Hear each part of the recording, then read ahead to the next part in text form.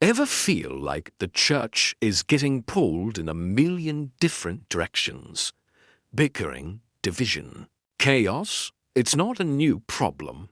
In fact, the early church faced this exact issue. In the book of Acts, chapter 6, the church in Jerusalem was booming, but with growth came growing pains. The Greek-speaking believers felt their widows were being overlooked in the daily food distribution. It was a real problem causing real division. So, what did the apostles do? Did they form a committee and debate for months? No. They acted decisively. They told the people, brothers and sisters, choose 7 men from among you who are known to be full of the Spirit and wisdom. We will turn this responsibility over to them. This is our first powerful lesson. True leadership is servant leadership. The apostles didn't hoard power. They delegated it. They understood that God calls leaders who serve, not leaders who control. They looked for people to solve the problem, empowering them to take responsibility. It's a leadership model that lifts others up instead of just elevating yourself. Think about it. Are you leading by serving, or are you just trying to be in charge? True influence comes from a servant's heart. And notice the qualifications they required. It wasn't about who had the best resume or the most natural talent. The criteria were to be full of the Spirit and wisdom. This tells us something crucial.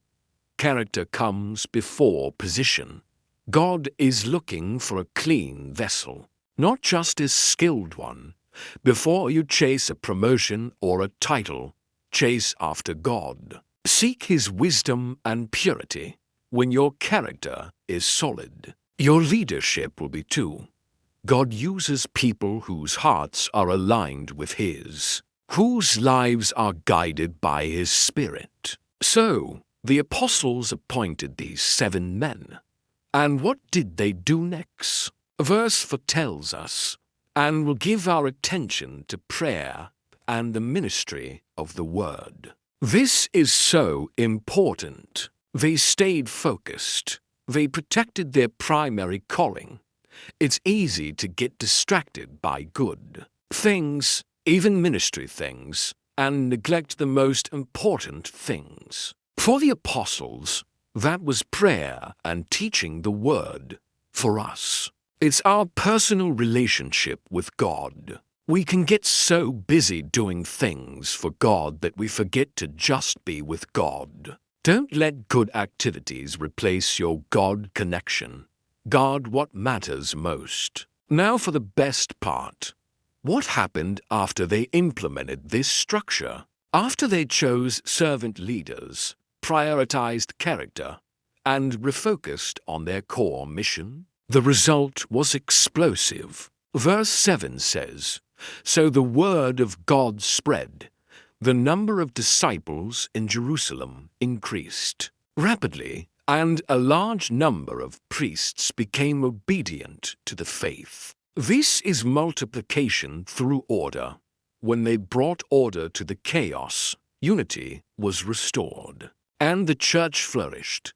God blesses houses built on order, not confusion. When you put your spiritual life in order, your priorities, your character, your heart of service, you create an environment for God to bring incredible growth. It works in a church, and it works in your personal life.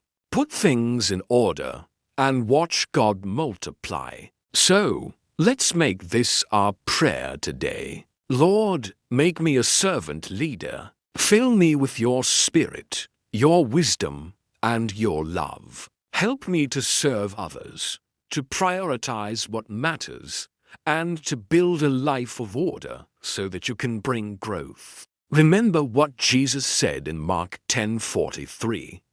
Whoever wants to be great must be your servant.